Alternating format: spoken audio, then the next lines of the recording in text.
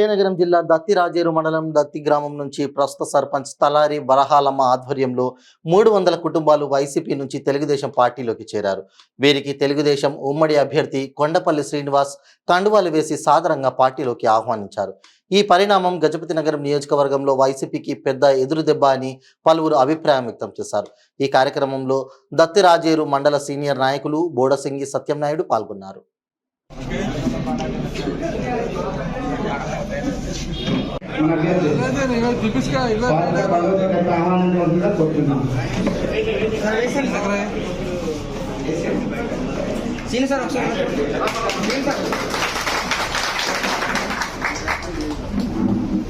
చాలా రాష్ట్రం మెసేజ్ కండువ కలిసి పార్టీలకు ఆహ్వానం ధన్యవాదాలు తెలియజేసుకుంటూ సీనియర్ నాయకులు సత్యబాబు గారికి కూడా కండు వేసి పార్టీలకు ఆహ్వానం.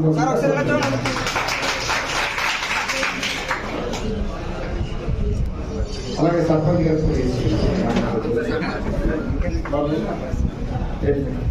మన సర్పంచ్ గారు వరహాలమ్మ గారు రానున్న రోజుల్లో ఏర్పడబోతుందనేది ఇది ఈ రోజు వచ్చిన ధాన్యంతో మనం ఖచ్చితంగా చెప్పాలని అనుకోవాలి. ఎందుకంటే ఈరోజు ప్రస్తుత ప్రభుత్వం మీద ఉన్న వైఖరి విసిగిపోయారు. అందరూ కూడా గ్రామాల్లో అభివృద్ధి శూన్యం అయిపోయింది. ఒక సర్పంచ్ గ్రామంలో ఏదైనా చేయాలన్నా కూడా చేయలేసుకో పెద్ద ఆయన రాజకీయంగా ఈరోజు ఒక అడుగేసి గ్రామంలో ఏదైనా అభివృద్ధి చేద్దామని ఆలోచన ఈరోజు ఒక అడుగేసి చేస్తే ఎటువంటి అభివృద్ధి చేయకుండా ఎటువంటి పవర్స్ లేకుండా ఈరోజు గ్రామ స్థాయిలో పంచాయతీలు నడుస్తున్నాయంటే చాలా బాధాకరమైనది ఖచ్చితంగా మనం చెప్పుకోవాలి.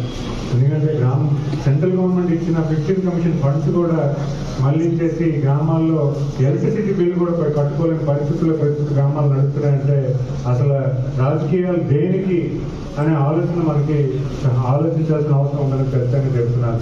ఈరోజు పెద్దయిన రామస్వామి గారి కుటుంబ సభ్యులు అలాగే వాట్సింగ్ సత్యబాబు గారి కుటుంబ సభ్యులు అందరూ కూడా ఈరోజు తెలుగుదేశం వైపు రావడం ఎంతో శుభచేస్తున్నాం. ఎందుకంటే ఈరోజు ఒక మండలంలో ఒక పెద్ద విలేజ్లో ఈరోజు ఇంత పాజిటివ్ వైపు ఒక 70-80 పైసలు వాటా మీద ఓట్బ్యాంక్ వచ్చిందంటే ఈరోజు మిగతా గ్రామాల్లో ఎంత ఇన్ఫ్లుయెన్స్ చేస్తున్నది నేను ఖచ్చితంగా ఈ సభలో తెలియజేస్తున్నాను. అయితే